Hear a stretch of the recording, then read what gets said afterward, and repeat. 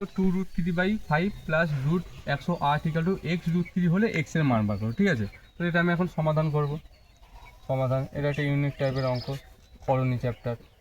দেখো কত আছে 2√3, এদিকে সমান থাকলে মধ্যে সমান থাকলে এদিকে কখনো সমান হয় না, বা দিতে হয়। 2√3/5 আছে প্লাস √108, √108 তো মানে 108কে ভেঙে কত পাচ্ছি দেখি, 5 দুগুণে 10, 4 দুগুণে 8, 2 দুগুণে 4, 7 দুগুণে 14, 3 নং 27, 3 তিরিকে 9।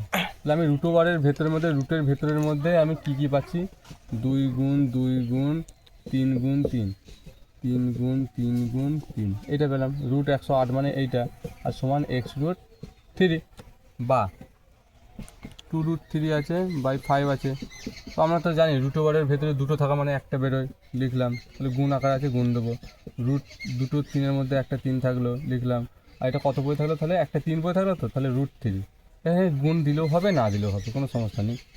x√3 বা 2√3 লিখলাম বাই 5 যোগ 3 দুগুণে 6, 6√3 ইকুয়াল টু x√3 হয়ে গেল।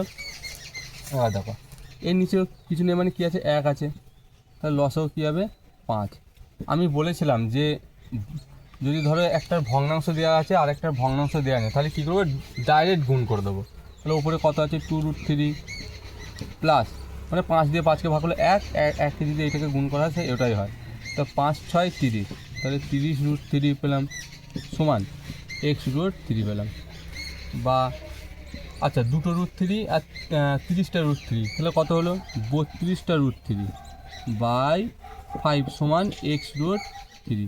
তাহলে এর নিচে কিছু না, মানে কী আছে, 1 আছে। এবার দেখো √3 কেটে দাও, √3 কেটে দিলাম, তাহলে কী বলে থাকলো এদিকে আমার, 32/5 সমান x/1, মানে কি 1কে x দিয়ে ভাগ করলে কী হয়, সে xই হয়। তাহলে x এর মান কী বেরিয়ে গেলো, x এর মান 32/5 বেরিয়ে গেলো।